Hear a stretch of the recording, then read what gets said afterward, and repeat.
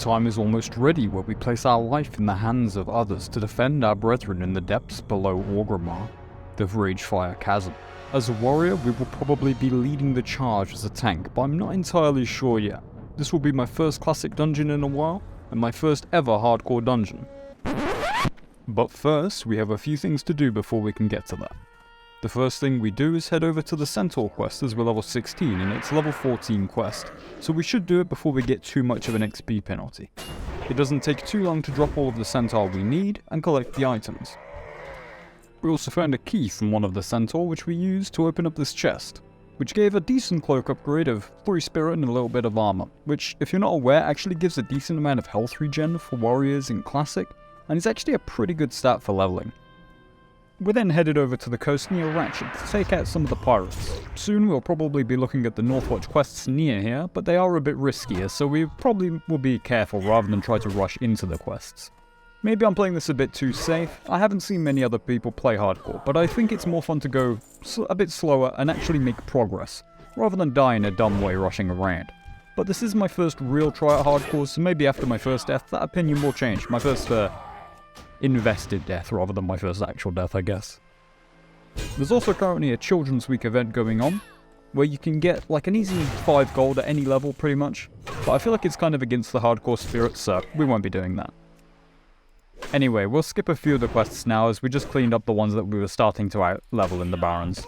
But before we headed into Ragefire Chasm, there was one piece of gear I wanted to get, which is this nice green belt from this quest called The Disruption Ends, which involves just taking out a few Quillboar and bringing the tusk of their leader. Sounds easy enough, right? Well, we'll see. I wasn't trying too hard at the beginning as I thought a few characters would get it and leave and I could easily come and pick it up after everyone else had gone, as it was about 1 o'clock in the morning. The general hours you could say. So for now we just wait for Krennic to respawn while farming the Quillboar around the area.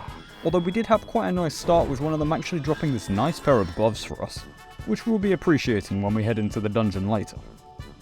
I started with a timer to try and anticipate when Krennic will next spawn again. It looks like he respawns after about 5 to 8 minutes, so it was a job for the stopwatch. Unfortunately, there were too many druids around with their instant tagging Moonfire, so after a few misses of the kill, it's macro time. I'm tilted, he spawned out of range. I tried a charge macro thinking that that would be the fastest way to tag Krennic, as I assumed he wouldn't always spawn in exactly the same spot. However, he spawned too close and my charge didn't go off, which I think happened twice. I thought this would only take around 20 to 30 minutes to get this quest done, but we're already at that point and we still need Krennic. I had one thing on my mind at this point. Krennic.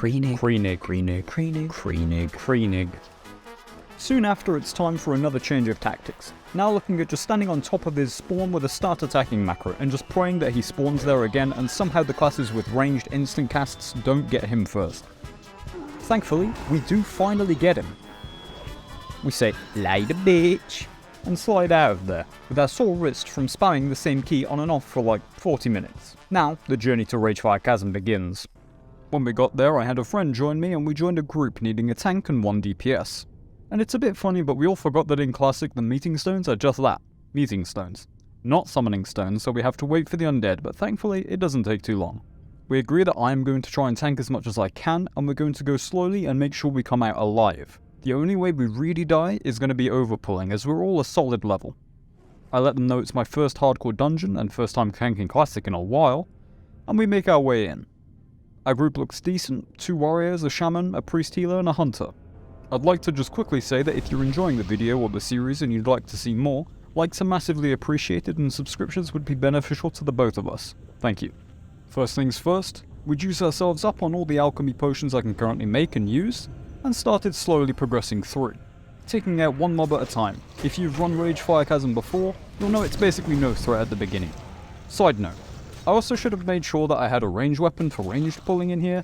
I had a gun and ammo, but I didn't actually train it, I only trained bows, so I couldn't actually use it. One of the first things I also noticed is that the shaman here is running Rockbiter weapon and using Earthshock. If you know about shaman in Classic, you'll be aware both of these generate high threat, almost like a tank spec. So we're kind of fighting for threat on some of the mobs, but it's not that big of a deal as he is wearing a shield and might honestly be tankier than me. So it's not that big of a deal to have a struggle on the threat on multiple targets at this level. You'll see throughout the dungeon, there's not really just one tank, which might be because I'm bad, but we have the other warrior taunting off of the healer when needed, the hunter pet sometimes, the shaman kind of off-tanking, and me trying my best to hold aggro on as many things as I can without dying. I honestly haven't done a classic dungeon in so long, I don't know if this is a good run or bad run when it comes to a tanking point of view. But anyway, we slowly started making our way through the dungeon, soon arriving at the first part where you actually have a real chance of dying if you pull too many mobs. The Trogs. These guys are pretty packed together and I don't think it's possible to pull them one at a time when they are set up in these packs, so it's going to be 3 at a time. We take it slow and luckily I have a few health potions to pop when it looks a little dangerous for me. But it's pretty smooth. We focus down the casters because I think they do more damage and make our way soon into the first boss room. I decide that we should clear the sides first, so we start working on these adds.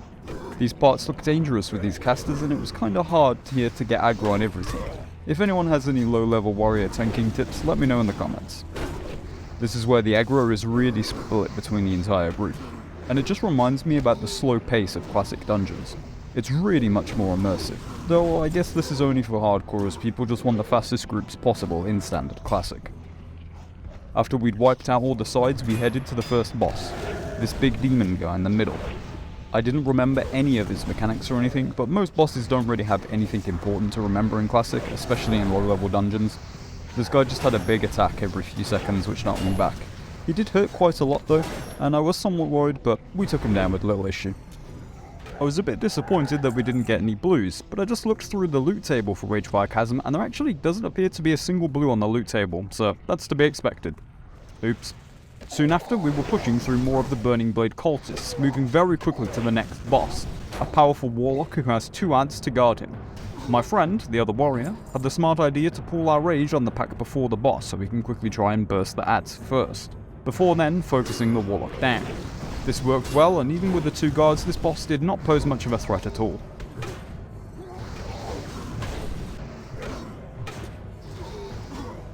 We also picked up some nice green mail braces. With that boss dropping, we have now cleared the main path of Ragefire Chasm, but there are 2 more bosses and a quest item we need to grab from the side paths. And also elites have pretty good loot tables compared to just standard mobs, so we want to completely full clear the dungeon. As a side note, I feel like if I tried this at level 15 or 16, I would have died. But maybe that would have meant the healer would have healed more. I have no DPS meter and I wasn't watching what they were doing, so maybe they were just getting some extra damage in because I wasn't at risk of dying, and I was dropping more health than I actually needed to. I also missed an opportunity by being lazy and not completing Thrall's questline, Hidden Enemies, before coming to Ragefire Chasm and missing out on the acts of Orgrimmar. However, it's not a huge upgrade, so I don't think it's a huge deal, but I wasn't feeling bad about it until every single other member of the group had that quest and I didn't. Oh well, we'll survive. We made our way through the final elites left in the dungeon on our way to the final boss and quest, mostly consisting of these earthen elementals and trogs, and the boss being the chieftain of the trogs.